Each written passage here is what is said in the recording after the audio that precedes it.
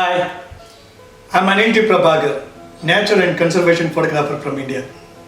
I would like to introduce one of my collection about abstract art. It's my passion going to jungle, taking photos of wildlife.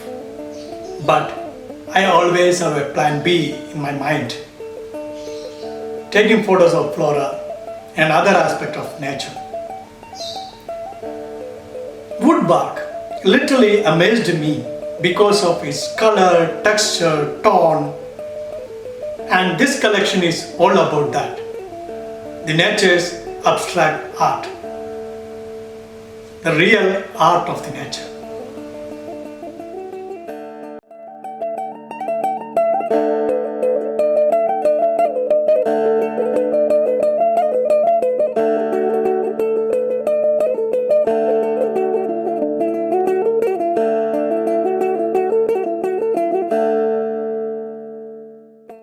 So this is a giant tree. You see that how wonderful these patterns, the white spot, yellowish tint.